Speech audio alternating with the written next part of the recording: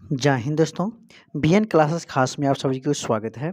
आज हम chapter number 12 करवाने वाला हूं, जो दिया है आपका पश्चिम एवं दक्षिण भारत के क्षेत्रीय राज्य क्षेत्र, है ना। पश्चिम और दक्षिण राज्य क्षेत्र के बारे में आज हम इस क्लास में जानकारी लेंगे। चलते हैं हम लोग संगम काल से शुरू करते हैं। यहाँ पर दिया हुआ है कि संगम काल चेर, चोल और पांडव वंश, है ना, इसके बारे में जानकारी पहले कर लेना है। चलते हैं हम लोग पॉइंट की तरफ। दक्षिण भारत सेना नहीं, सोना जो आभूषण बनाया जाता है। दक्षिण भारत सोना, हाँ, मसाले, मिर्च, काली मिर्च मुख्यतः कीमती पत्थरों के लिए प्रसिद्ध था। इन सभी चीज़ों के लिए प्रसिद्ध था। रोमन साम्राज्य में काली मिर्च को काले सोने के नाम से भी बुलाते थे। व्यापारी इन सामानों को समुद्री जहाज़ों और सड़कों के रास्ते रोम पहुंचाते थे। दक्षिण भारत में ऐसे अनेक रोमन सोने के सिक्के मिले। इससे यह अंदाज़ा लगाया जाता है कि उन दिनों रोम के साथ बहुत अच्छा व्यापार चल रहा था। फिर अगला दिया है, अगला पॉइंट यहाँ पे दिया है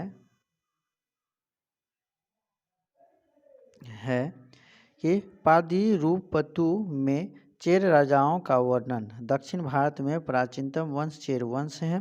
तिरुवल्लुवर द्वारा रचित पुस्तक तिरुकुराल या कुराल को लघुवेद, दक्षिण भारत का वेद आदि नामों से जाना जाता है। 3 संगम साहित्य पांड्य राज्यों के संरक्षण में आयोजित किया गया।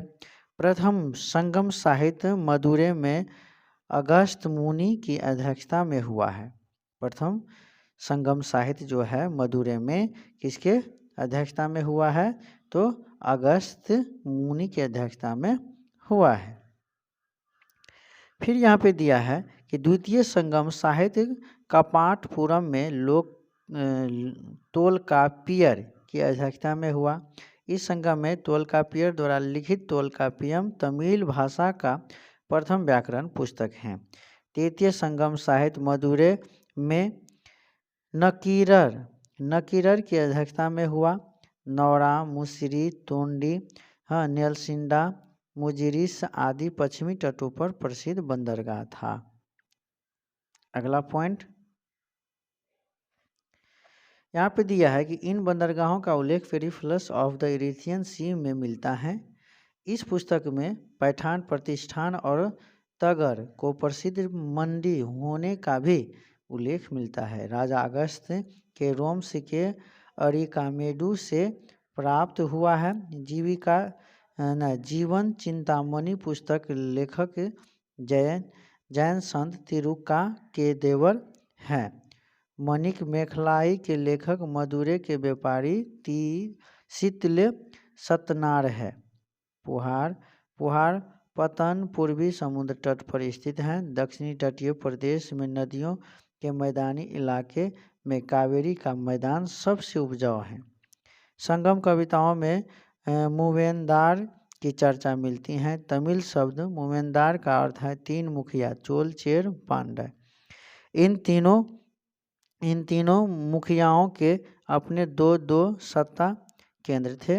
इनमें से एक तटीय हिस्से में और दूसरा अंदरूनी हिस्से में था। इस तरह 6 केंद्रों में से 2 बहुत महत्वपूर्ण थे। कौन कौन महत्वपूर्ण थे उसके बारे में जानकारी हम लोग ले लेते हैं।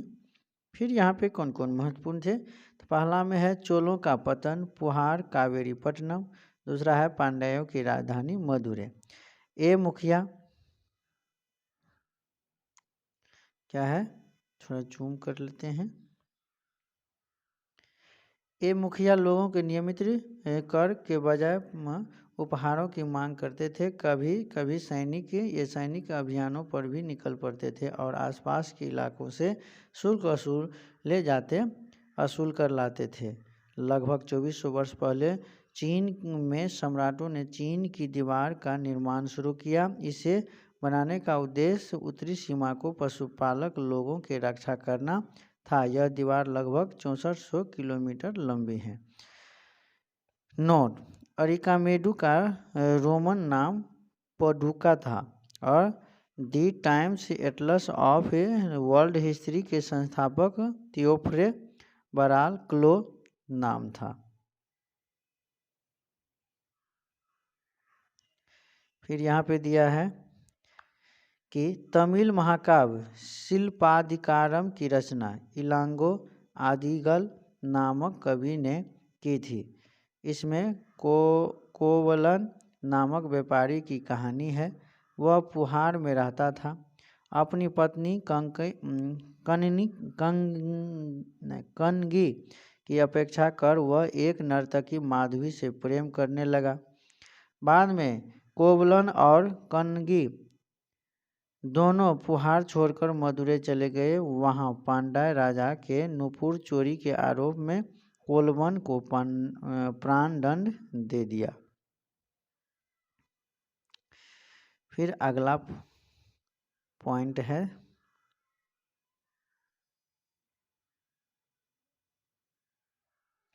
इस अन्याय के फलस्वरूप कनगी ने मदुरै शहर का विनाश कर दिया।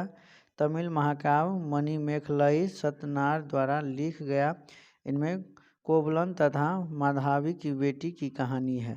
आरंभिक तमिल संगम साहित्य में भी गांवों में रहने वाले विभिन्न वर्गों के लोगों का उल्लेख है, जैसे कोल्लार या बड़े जमींदार, हलवाहा या उलवर और दास अनिमई। ठीक है। इसके बाद इस चार्ट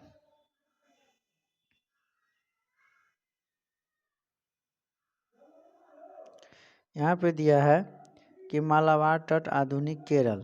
ठीक है। पेरिप्लस ऑफ द इरिथियन सी में क्या है, तो यूनानी समुद्र यात्री द्वारा रचित लगभग प्रथम शताब्दी ईस्वी। पेरिप्लस यूनानी भाषा का शब्द जिसका अर्थ समुद्री यात्रा है और इरिथियन यूनानी भाषा में लाल सागर को कहते हैं। तमिल भाषा में मस्थुवन और प्राकृतिक में सतवा और सेठी के नाम से प्रसिद्ध सफल व्यापारी बड़े धनी हो जाते थे। नमक, अनाज, कपड़ा, धातु और उससे निर्मित उत्पाद, पत्थर, लकड़ी, जड़ी बूटी जैसे अनेक प्रकार के सामान एक स्थान से दूसरे स्थान तक पहुंचाए जाते थे।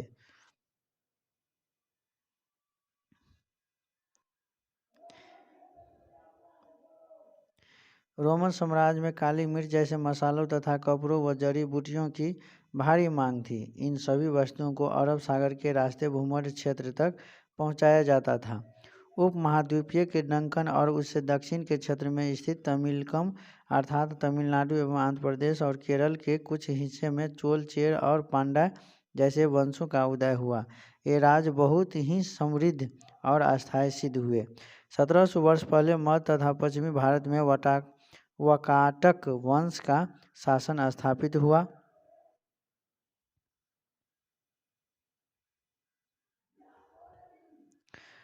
दक्षिण भारत में 2200 से 1800 साल पूर्व के बीच प्रारंभिक चोलों, चेरों तथा पांड्यों ने शासन किया। लगभग 1500 साल पहले पल्लवों और चालुक्यों के दो बड़े राज्यों की स्थापना हुई। तमिल क्षेत्र में बड़े भूस्वामियों को वेल्लाह कहा जाता है। साधारण हलवाहा, उनवार, भूमिहीन मजदूर, दास, कैंडिसियार और अधिमई है।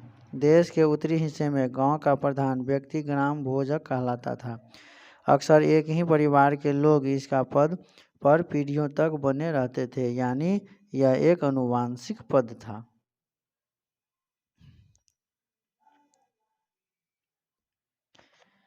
कैसे ग्राम भोजक के पद पर आमतौर पर गांव का सबसे बड़ा भूस्वामी होता था। ये कभी कभी पुलिस और न्यायाधीश का काम भी करते थे। ग्राम भोजकों के अलावा अन्य स्वतंत्र कृषक भी होते थे जिन्हें गृहपति कहते थे। ये छोटे भूमिहीन किसान हैं। तमिल के प्राचीनतम रचनाओं को संगम साहित्य कहते हैं। संगम साहित्य की रचना लगभग 2000 से 2200 साल पहले हुआ। इन्हें संगम इसलिए कहा जाता है क्योंकि मदुरै के कवियों के सम्मेलन में इनका संकलन किया जाता था। भरूच का यूनानी नाम बेरी गाजा। भरूच का यूनानी नाम बेरी गाजा।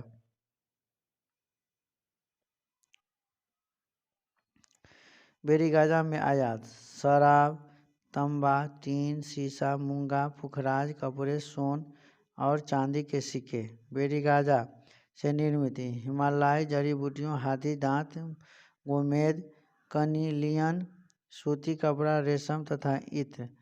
अरिकामेडू कहे पुडुचेरी में लगभग 2200 से 1900 साल पहले अरिकामेडू एक पतन था। यहाँ भूमध्य सागरीय क्षेत्र के एफोरा जैसे पात्र मिले हैं। इनमें शराब, तेल जैसे पदार्थ रखे जाते थे। इन सभी पॉइंट को याद रखेंगे।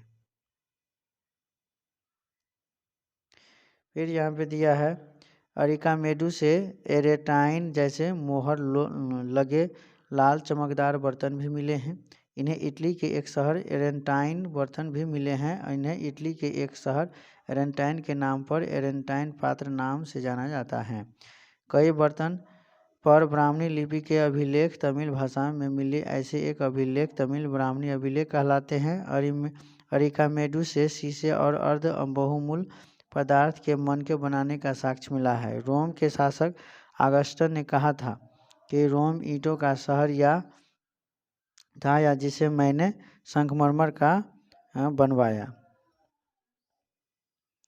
यहाँ पे कुछ दिया है समकालीन प्रमुख साहित्य किसके द्वारा लिखा गया है, रचनाकार और संगम साहित्य। तिरुकुरल या कुरल किसने लिखा है, तिरुवल्लुवर ने। अहनानूर किसने लिखा है, रुद्र शर्मन ने। त्वलकापियम किसने लिखा है, त्वलकापियर ने। जीवक चिंतामणि लिखा है तिरुक देवर ने। ठीक इसी तरह से अगला लिखा है शिल्पाधिकारम इलांगो आदिगल लिखा है। मणिमेखलय शीतलय सतनार लिखा है। मरुगरुण पादाय नकीरर लिखा है। फिर यहाँ पे संगमकालीन प्रचलित शब्दावली के बरियम क्षेत्र की उपज की दृष्टि से लिया जाने वाला कर बरियम वसूले वाला अधिकारी है। कराई केंकडके के भूराजस्व लगान उपज 1/6 भाग राज्य की आय का मुख्य स्रोत है। इराई सामंतों द्वारा दिया जाने वाला कर, युद्ध में लूटे हुए माल में राज्य का हिस्सा। के इराबू के जबरन लिया जाने वाला उपहार।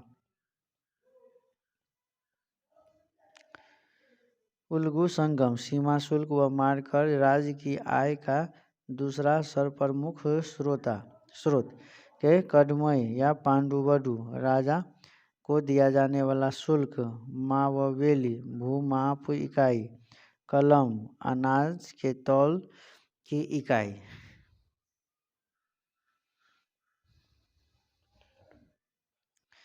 पल्लव और चालुक्य वंश के इस काल में पल्लव और चालुक्य दक्षिण भारत में सबसे महत्वपूर्ण राजवंश थे। पल्लवों का राज उनकी राजधानी कांचीपुरम के आसपास के क्षेत्र में लेकर कावेरी नदी के डेल्टा तक फैला था।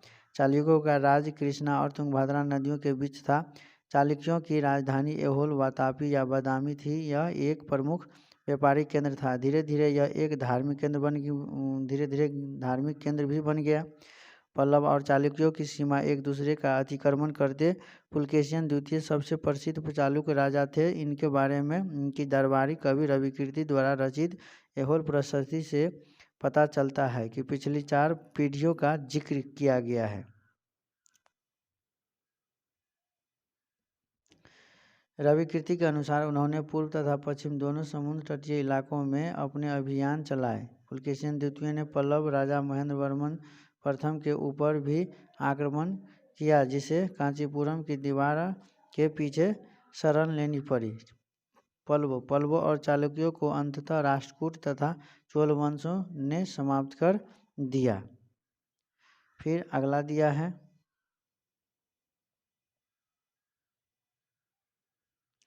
राष्ट्रकूट और संस्थापक। राष्ट्रकूट वंश का संस्थापक दंतीदुर्ग।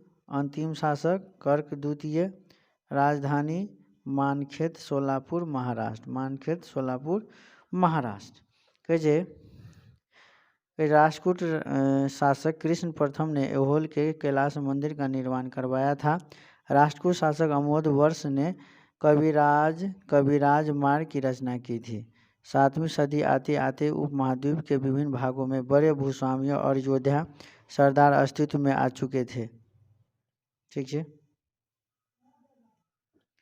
कि भारत का पत्थर काटकर बनाया गया सबसे बड़ा गुफा मंदिर कैलाश मंदिर एलोरा का है। कांची का कैलाश मंदिर का निर्माण नरसिंह वर्मन द्वितीय ने किया था। तट मंदिर, रथ मंदिर, सप्त पैगोडा का निर्माण नरसिंह वर्मन प्रथम ने करवाया। इस मंदिर को एकादश मंदिर भी कहते हैं। त्रिमूर्ति धारापुरी एलिफेंटा में प्रसिद्ध हैं, जो राष्ट्रकूट द्वारा बनाया गया। उत्तर भारत के ग्वालियर में स्थित तेली मंदिर का शिखर दरबीर मंदिर की तरह अजंता गुफा संख्या 1 में पद्मपनि अवलोकितेश्वर का चित्र है। अजंता की गुफा संख्या 17 को भारत में चित्रों का चित्रशाला कहा जाता है।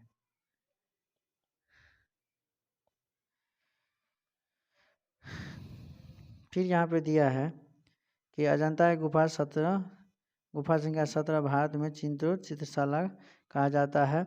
राजा लोग द्वारा उन्हें अपने महामात या सामंत के रूप में मान्यता देते हैं। आरंभ में राष्ट्रकूट कर्नाटक के चालुक राजाओं के अधीनस्थ थे।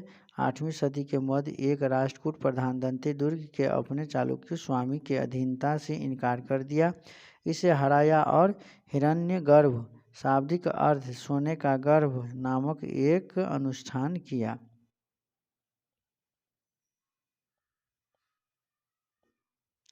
चोल राजवंश के चोल पल्लवों के सामंत थे। चोल पल्लवों के सामंत थे।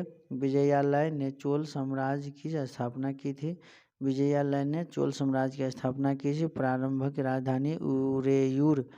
चोल शासक का राजराज प्रथम अरिमोर्लीवर्मन ने श्रीलंका के शासक महेंद्र प्रथम पर पराजित किया था और उत्तरी श्रीलंका पर अधिकार कर लिया।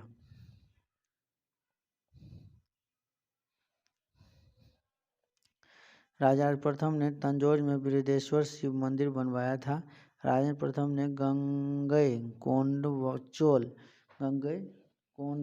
की उपाधि धारण किया था। चालुक्य प्रथम चालुक्य रिक्त मिश्रित शासक था। राजेंद्र चोल तृतीय चोल वंश का अंतिम शासक था। कावेरी डेल्टा में मुद्रियार नामक प्रसिद्ध एक छोटे से मुखिया परिवार की सत्ता थी। वे कांचीपुरम के पल्लव राजाओं के भातहत था।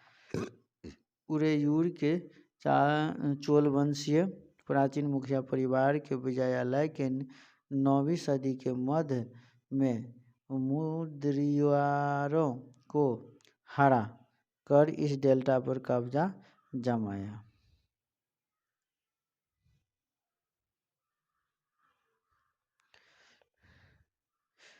उसने वहां तंजावुर शहर और निशुंभसुदिनी देवी का मंदिर बनवाया। विजयालय के उत्तराधिकारियों ने पड़ोसी इलाकों को जीता और उसका राज अपने क्षेत्रफल तथा शक्ति दोनों रूपों में बढ़ता गया।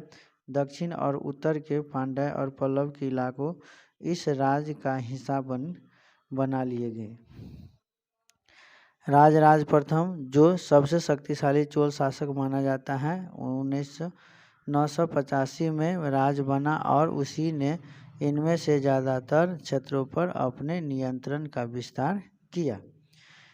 अपने साम्राज्य के प्रशासन का भी पुनर्गठन किया। राजराज के पुत्र राजेंद्र प्रथम ने उनकी नीतियों को जारी रखा और उसने गंगा घाटी, श्रीलंका तथा दक्षिण पूर्व एशिया के देशों पर हमला किया।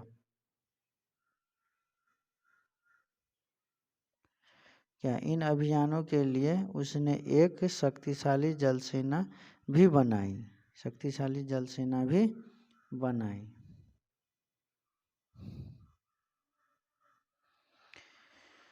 यह है कुलोत्तुंग प्रथम ने श्रीलंका को पूर्ण स्वतंत्रता दी और सिंहल राजकुमार के साथ अपनी पुत्री की विवाह कर दिया था। इन्होंने 24 प्रकारों के करों को हटा दिया।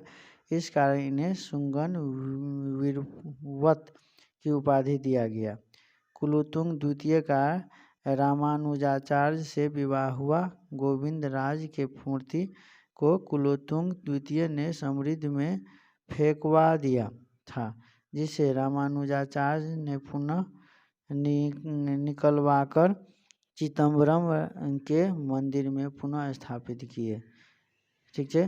तकोलम के युद्ध 949 ईस्वी में कृष्ण तृतीय ने परांतक प्रथम को पराजित किया, जिससे युवराज राजादित्य भी मारा गया।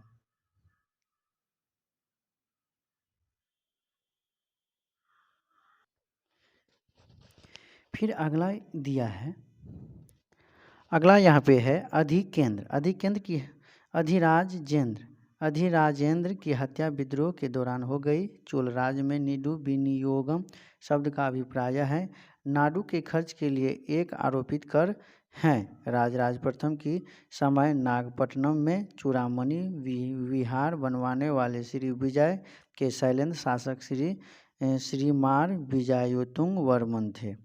भव्य मंदिर और काष्ठ मूर्ति कला के बारे में जानकारी लेते हैं। क्या है यहाँ पे, राजराज और राजेंद्र प्रथम द्वारा बनवाए गए तंजावुर और गंगईकोंड चोलपुरम के बड़े मंदिर स्थापत्य और मूर्तिकला की दृष्टि से एक चमत्कार है। चोल मंदिर अक्सर अपने आसपास के विकसित होने वाली बस्तियों के केंद्र बन गए। ये शिल्प उत्पादन के केंद्र थे। ये मंदिर शासकों और अन्य लोगों द्वारा दी गई भूमि की भी संपन्न हो गए थे।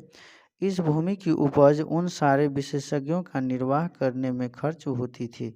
मंदिर सिर्फ पूजा आराधना के स्थान नहीं थे, वे आर्थिक, सामाजिक, शैक्षणिक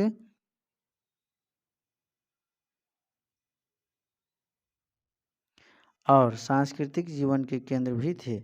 मंदिर के साथ जुड़े हुए शिल्पों में सबसे विशिष्ट था कांस्य प्रतिमाएं बनाने का काम। चोल कांस्य प्रतिमाएं संसार की सबसे उत्कृष्ट कांस्य प्रतिमाओं में गिनी जाती हैं। ज़्यादातर प्रतिमाएं तो देवी देवताओं की होती थी, लेकिन कुछ प्रतिमाएं भक्तों की भी बनाई गई थी। यहाँ पे कृषि और सिंचाई क्या है, कृषि और सिंचाई के बारे में जानना है। तो चोलों की कई उपलब्धियां कृषि में नए विकासों के माध्यम से संभव हुई।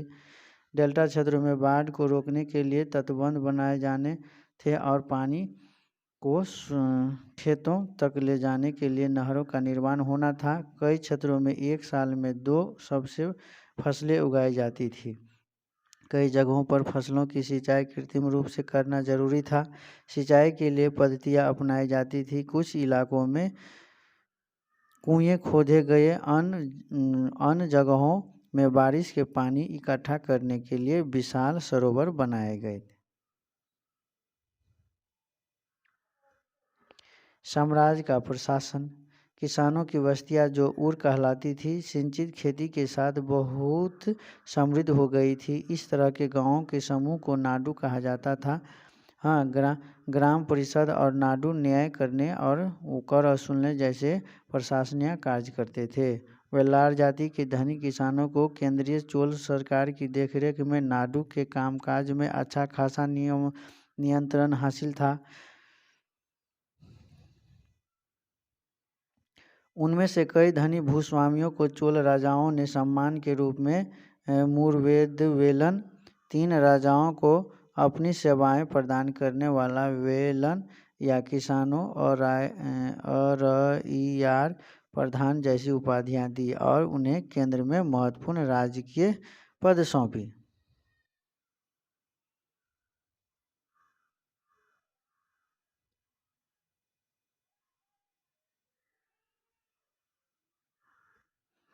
भूमि के प्रकार के चोलो अभिलेखों में भूमि की विभिन्न कोटियों का उल्लेख मिलता है। बेलन वगाई, गैर ब्राह्मण किसान स्वामी की भूमि। ब्रह्मदेव, ब्राह्मणों के उपहार में दी गई भूमि। शालाभोग, किसी विद्यालय में रखरखाव के लिए भूमि। देवदान मतलब तिरुमटकनी, मंदिर को उपहार देने में भूमि। पल्ली चंदन, जैन संस्थानों को दान दी गई भूमि। यहाँ पे फिर पॉइंट दिया है कि नगरम के नाम से ज्ञात व्यापारियों के संत अक्सर शहरों में प्रशासनिक कार्य संपादित करते थे। तमिलनाडु के चिंगलपुट जिले में उत्तरमेरूर से प्राप्त अभिलेखों में इस बात का सविस्तार वर्णन है कि ब्राह्मणों की सभा का संगठन कैसा था। सिंचाई के कामकाज, बाग बगीचों, मंदिरों इत्यादि की देखरेख के लिए सभा में विभिन्न समितियां होती थी। उत्तरमेरूर अभिलेख के अनुसार सभा की सदस्यता के लिए इच्छुक लोगों को ऐसी भूमि का स्वामी होना चाहिए जहां से वो राजस्व वसूला जाता है। फिर यहाँ पे दिया है कि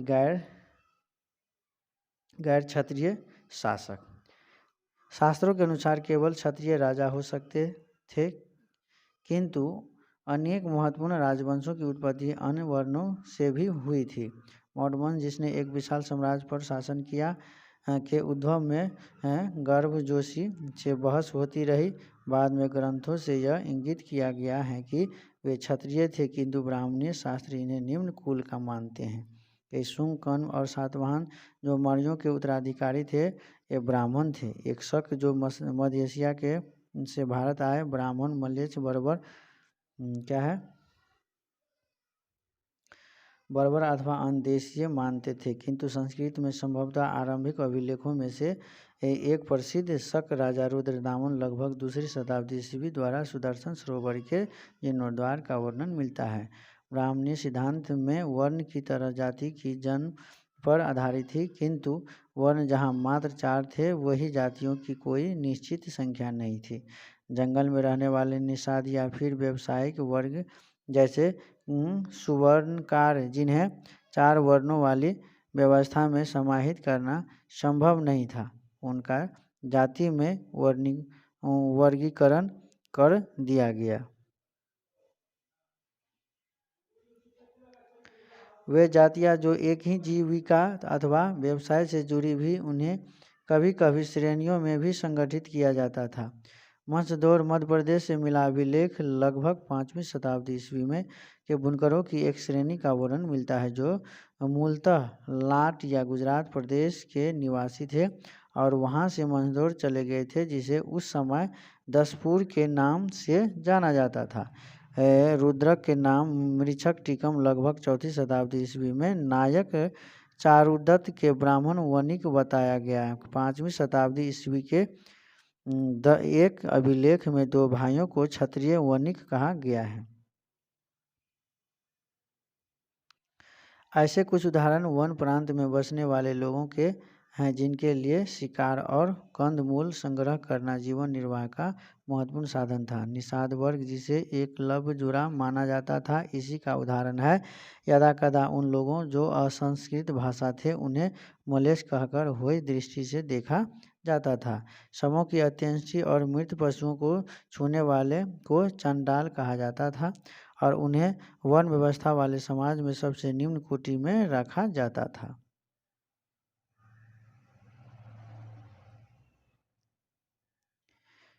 फिर दिया है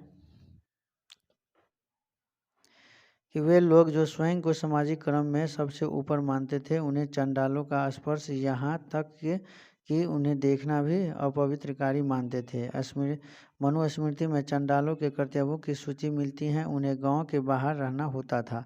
चीन से लाए बौद्ध भिक्षु का फासियन लगभग 5वीं शताब्दी ईस्वी का कहना है कि अस्पृश्यों को सड़क पर चलते हुए करताल बजाकर अपने होने की सूचना देनी पड़ती थी, जिससे अन्य जन उन्हें देखने के दोष से बच जाते थे। एक और चीनी तीर्थयात्री हुएनसांग लगभग 7वीं शताब्दी ईस्वी कहता है कि वधिक और सफाई करने वालों को नगर से बाहर रहना पड़ता था।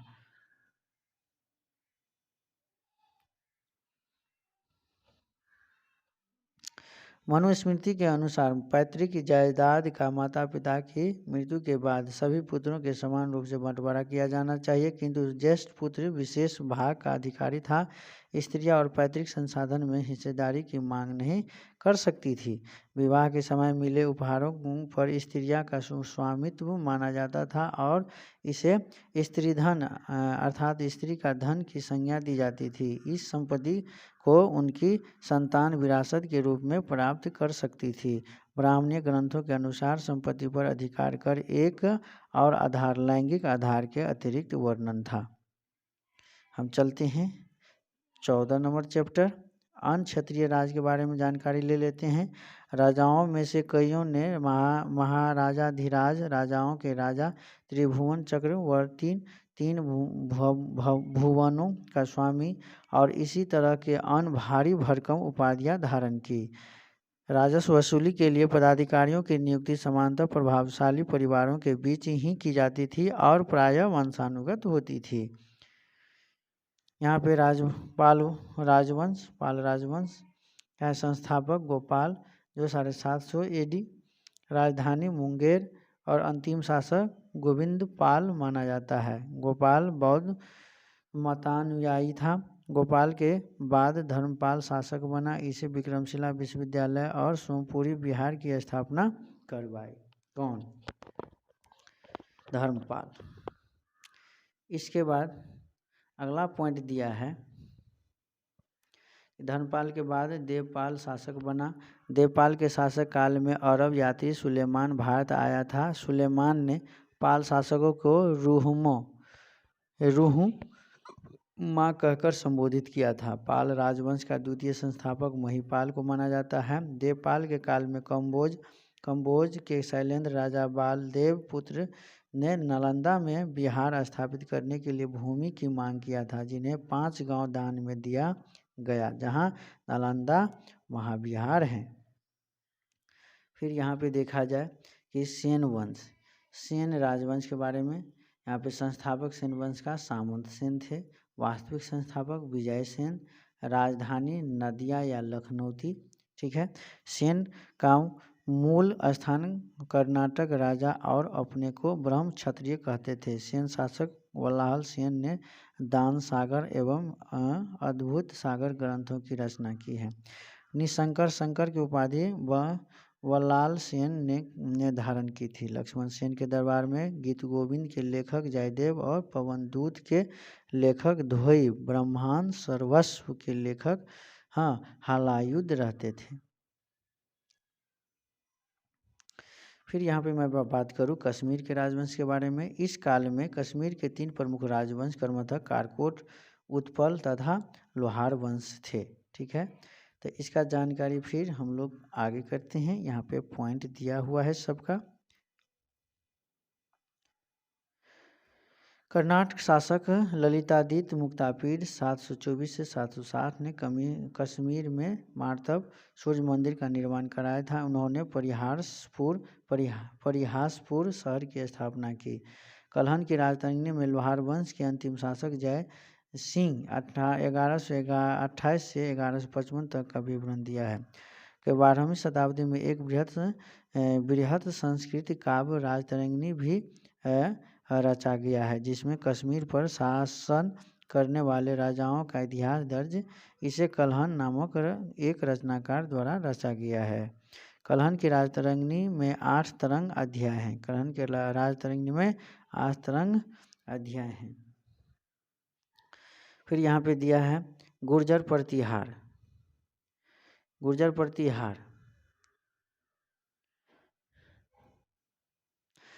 प्रतिहार राजवंश। संस्थापक नागभट्ट प्रथम, अंतिम शासक यशपाल। प्रतिहार शासक नागभट्ट द्वितीय ने कन्नौज को अपनी राजधानी बनाया था। प्रतिहार शासकों ने त्रिपक्षीय संघर्ष पाल प्रतिहार राष्ट्रकूट के बीच की शुरुआत की थी। सर्वाधिक प्रसिद्ध प्रतिहार शासक मिहिरभोज था। इसने वैष्णव धर्म की आस्था में आदिवराह और प्रभास की उपाधि धारण की थी। प्रतिहार शासक महिपाल के शासन काल में भारत आए अरब यात्री अलम सुदी ने गुर्जर प्रतिहार को अरब में अल गुर्जर तथा राजा को बोरा कहा था। उद्यमी परिवारों के पुरुषों ने अपनी राजशाही कायम रखने के लिए सैन्य कौशल का इस्तेमाल किया। मिसाल के तौर पर कंदम वंश के संस्थापक मयूर शर्मन वाकाटक वंश के संस्थापक बिंद शक्ति ब्राह्मण थे, जिन्होंने अपने परंपरागत पेशे को छोड़कर शस्त्र को अपना लिया और क्रमशः कर्नाटक और राजस्थान में अपने राज सफलतापूर्वक स्थापित किए। कंदम वंश की राजधानी वनवासी धारवाड़ थी। जैन आचार्य हेमचंद्र जयसिंह सिद्धराज और कुमारपाल के दरबार में रहते थे। कुमारपाल चरित्र और परिष्ठी वर्मन पुस्तक हेमचंद्र द्वारा लिखी गई। कुमारपाल ने अपने मंत्रियों को पशुओं पर क्रूरता पर प्रतिबंध लगाने के लिए काशी क्षेत्र भेजा था। इन्होंने मदिरा के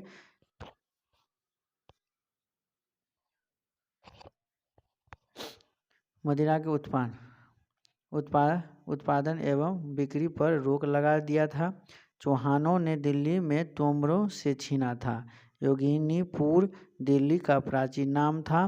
गोविंद चंद्र गढ़वाल की एक रानी कुमार देवी ने धर्मचक्र जीन विहार सारनाथ में अपनाई थी।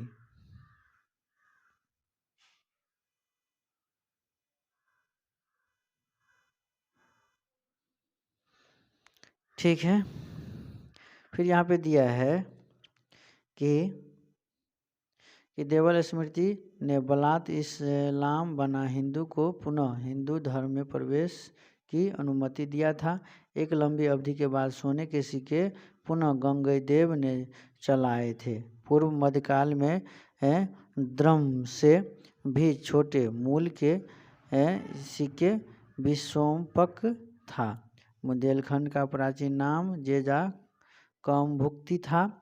पूर्व मध्यकाल में उदंग शब्द कृषि की उपज में राज का हिस्सा के लिए हुआ है। यहाँ पे दिया है कि पूर्व मध्यकाल में मंडपिका शब्द चुंगीधर के लिए हुआ है। मिहिर भोज ने आदि वराह की उपाधि धारण किया था।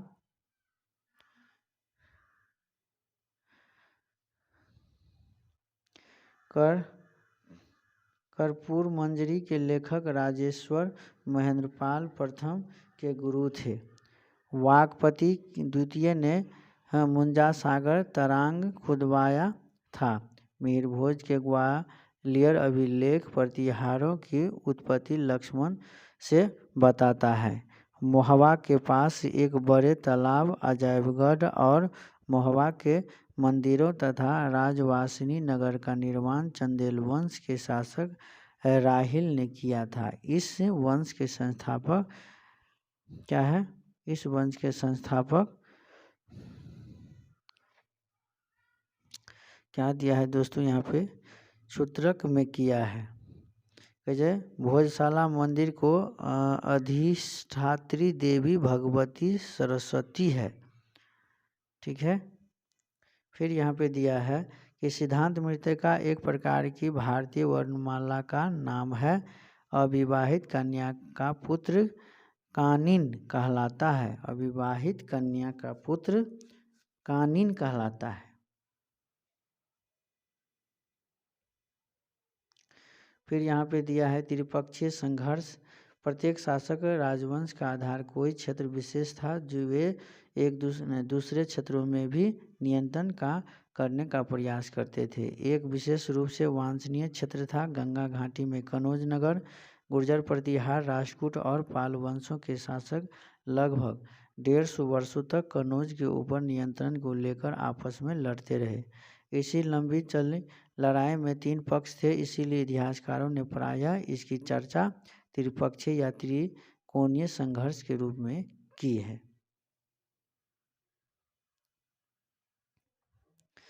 तांग वंश के युग का चीन में तांग राजवंश के सतह एक साम्राज्य स्थापित हुआ, जो लोग 300 वर्षों के 7वीं से 10वीं सदी तक सत्ता में रहा। इसकी राजधानी सियान दुनिया के सबसे बड़े नगरों में से एक थी, जहां तुर्की, ईरानी, भारतीय, जापानी और कोरियाई आया जाया करते थे।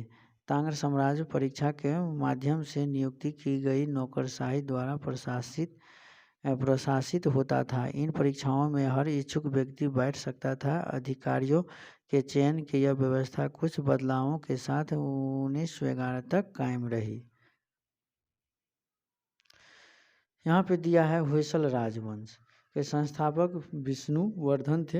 होयसल राजवंश के संस्थापक विष्णुवर्धन। राजधानी द्वारसमुद्र। आधुनिक नाम हेलीवीडु। देवगिरी के समान यह वंश यादव कुल से संबंधित थी। काकतीय राजवंश संस्थापक बीटा प्रथम। अंतिम शासक प्रतापरुद्र। रुद्रम्मा देवी इसी वंश के शासिका थी। रुद्रम्मा देवी इसी वंश के शासिका थी, काकतीय राजवंश की। बढ़ते हैं आगे। यादव राजवंश देवगिरी। संस्थापक भिल्लम पंचम। अंतिम शासक रामचंद्र। सबसे प्रतापी शासक राजा सिंहन या शंकरदेव रामचंद्रन के पुत्र।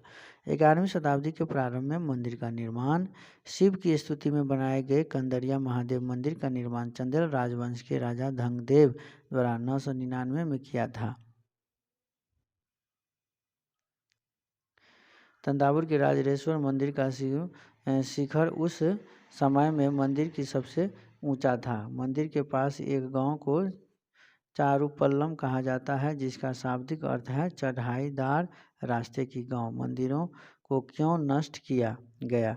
राजा मंदिरों का निर्माण अपनी शक्ति, धन समुदाय और ईश्वर के प्रति निष्ठा के प्रदर्शन करते हेतु करते थे। 9वीं शताब्दी के आरंभ में जब पांड्य राजा श्री वल्लभ ने श्रीलंका पर आक्रमण कर राजा सेन प्रथम 831 से 851 को पराजित किया था, उसके विषय में बौद्ध भिक्षु व इतिहासकार धम्मकीर्ति ने लिखा है कि सारी बहुमूल्य चीजें वे ले गया। रत्नमहल में रखी स्वर्ण की बनी बुद्ध की मूर्ति और विभिन्न मठों में रखी सोने की प्रतिमाओं, इसी सभी को अपने जब्त कर लिया। अगले सिंहली शासक सेन द्वितीय ने अपने सेनापति को पांड्यों की राजधानी मदुरई पर आक्रमण करने का आदेश दिया।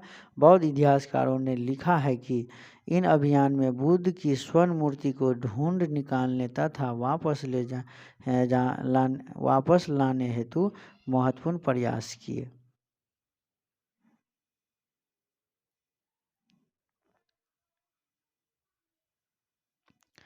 यहाँ पे दिया है कि 11वीं शताब्दी के आरंभ में चोल राजा राजेंद्र प्रथम ने अपनी राजधानी शिव मंदिर का निर्माण करवाया था। उसे पराजित शासकों से जब्त की गई उत्कृष्ट प्रतिमाओं से इसे भर दिया।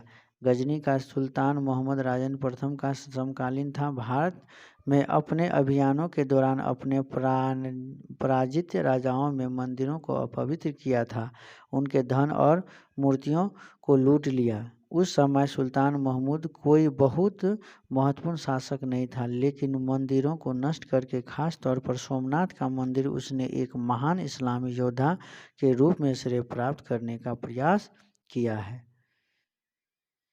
यहाँ पे दिया है कालानुक्रम तिथियों पर एक नज़र। पुरापाषाण लाखों वर्ष पूर्व मेहरगढ़ में कृषि तथा पशुपालन की शुरुआत लगभग 6000 ईस्वी पूर्व। हड़प्पा नगरों की विकास 2700 से 2900 BC। ऋग्वेद का रचना काल 1500 से 1000 BC। महाजनपदों तथा गंगा में मैदानी इलाकों में नगरों का विकास तथा उपनिषद, जैन तथा बौद्ध धर्म से जुड़े विचारों का उदय 6ठी शताब्दी ईस्वी पूर्व। पश्चिमोत्तर में सिकंदर का आक्रमण 227 से 325 BC। चंद्रगुप्त मौर्य का राजा बनना 222 BC। अशोक का शासनकाल 272 से 232 BC। संगम साहित्य का रचना लगभग 300 से 300 BC ईस्वी। 300 BC से 300 ईस्वी। कनिष्क का शासनकाल 7800 से 102 ईस्वी।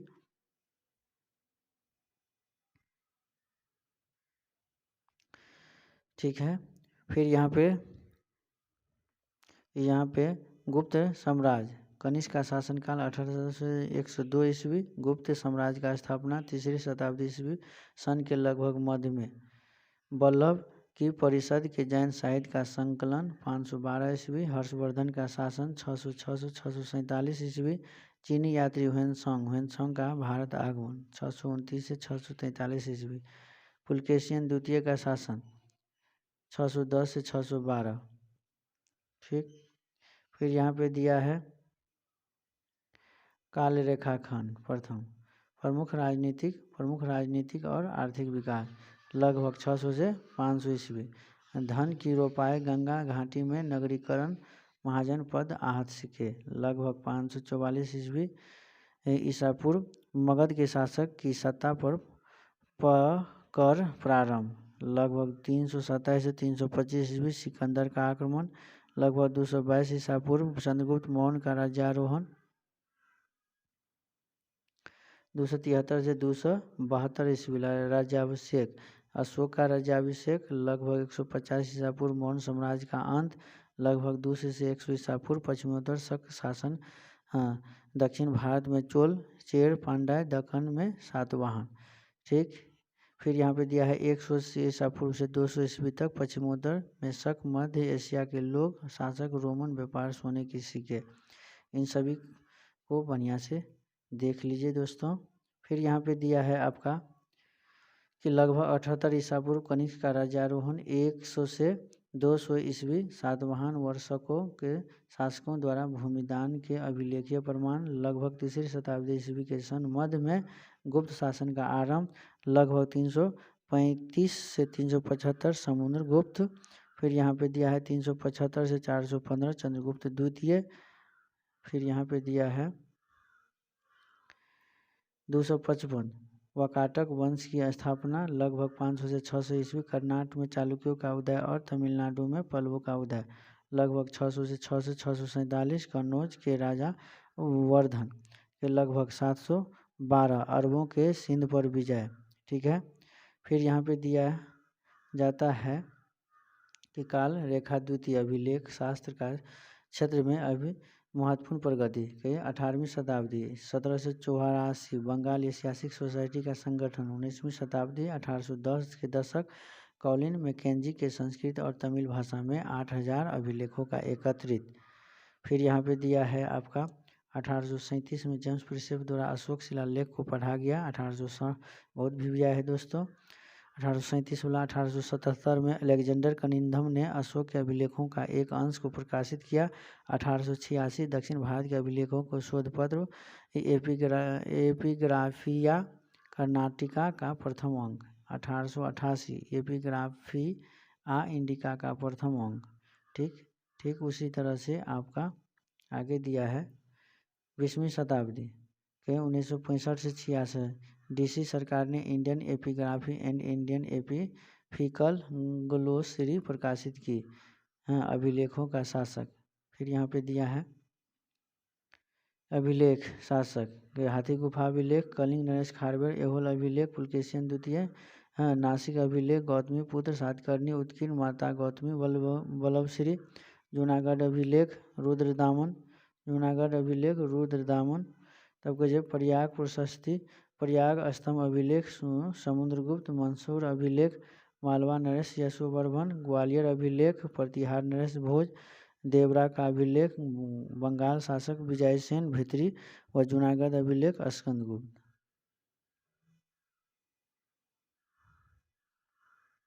अब यहाँ पे थोड़ा बात कर लेते हैं प्राचीन राजवंश संस्थापक तथा राजधानी।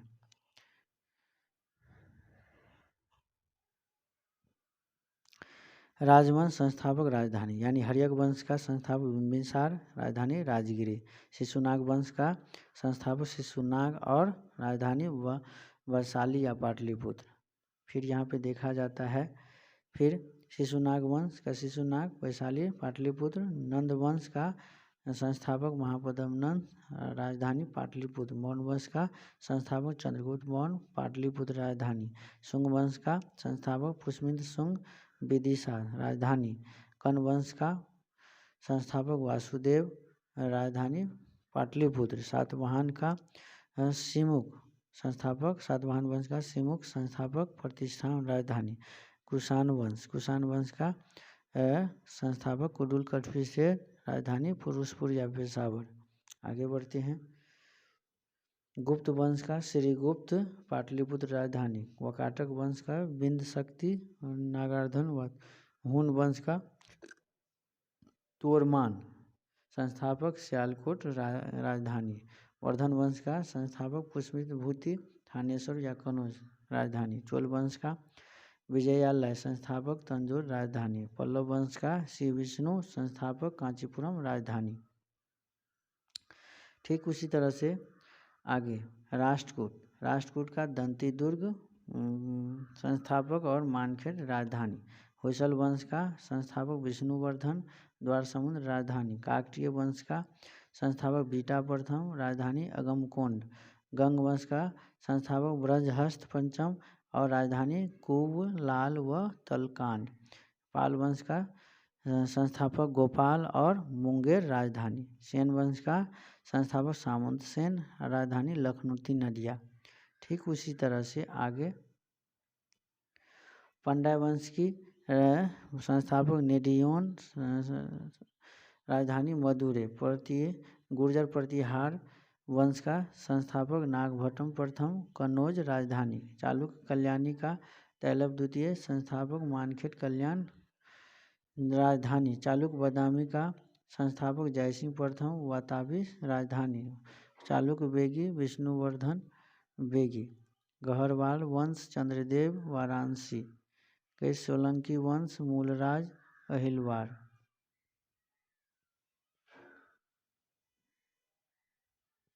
ठीक उसी तरह से हम लोग